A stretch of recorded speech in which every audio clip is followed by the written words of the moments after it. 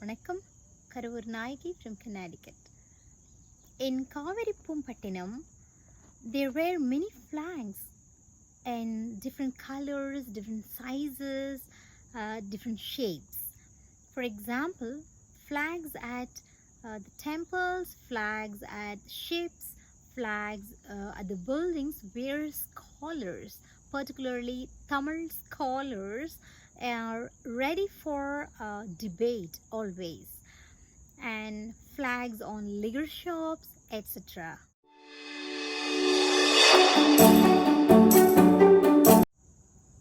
Pumbhar, the famous city, borders are protected by the celestials. No one can go inside the city that easily. It's very hard to go inside unless until if you're a friendly people from a friendly nation, then it's easy to go in. For the enemies, it's very hard to reach the city.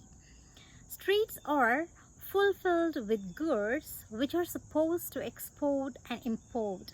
Some of the goods are like horses, black pepper, gold, sandalwood and akil wood, materials from Ganges, pearls, corals, yields of river Kaveri, food items from Sri Lanka, products made in Myanmar, piled up together in the wide streets.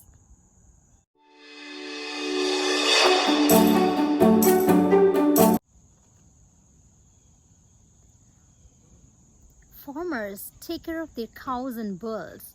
They donate fresh and cooked food for the needy people with good heart and with happiness. Fishermen's houses, front yard abandoned with fish leap. Meat sellers' houses, front yard are fulfilled with many types of animals run around. Merchants in Pumbhar are good-hearted, afraid of blame, and respecting their goods and those to others.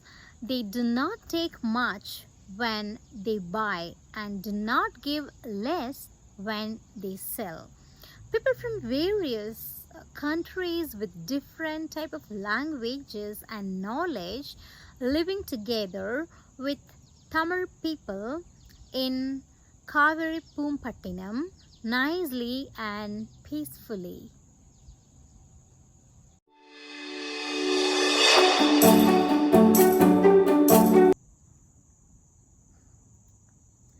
The hero of the Pattinappaalai, telling to his heart, even this city where the very costly and priceless city were gifted to him, he will not leave his girl. Tirumavalavan, the Chola king, was imprisoned while he was young, like a tiger raised in a cage. He escaped by analyzing himself with the enemy's strength, like a big trunked male elephant that collapses the banks of a trench to escape and unite with his mate. The king's plunder. Tirumavalavan, a Chola king, never satisfied with all his victories. He waged wars against enemies, ruined their fields, forts, lands and everything, and forced farmers to move away from the cool fields. He ruined huge ponds initially so that their wealth could be ruined. He ruined huge ponds of enemies, and weed grasses are intervened, lakes and fields and dried up. Stags with their females, misunderstanding the place was forest place. They think that the place is good for playing, so the dried lake was a forest place, it seems, for them, and they played over there. It was a beautiful watery lake before where crocodiles was lived, but now it's a place looked like forest, so the stags or played over there with their female stakes. In the temples where people came and prayed, with very precious holy place, there at dusk in the evening time, women catch from the enemy countries are ordered to light lamp Nanda Vilakku. Before that, they should bath in the drinking water pond, and they light lamps called Nanda Vilakku. That means um, the light stayed up all night with flower decoration.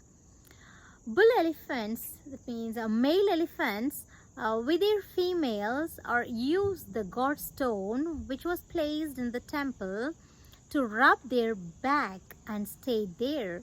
It was a holy place for people before the war. They all came there and prayed, and it was beautifully decorated and lighted for overnight and everything. But after the war, the temple was ruined. Now the elephants are living there and sleeping there, and it looks like spoiled old temple.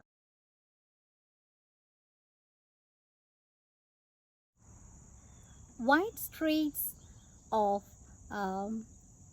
Tirumavalavan's enemy's country, once filled with festivals at all times, now became desolate, and thorny Nerunji and Arugu grass has spread. Foxes with loud mouths howled, causing fear. Tirumavalavan ruined well-protected enemy forts and destroyed their beautiful towns with mansions.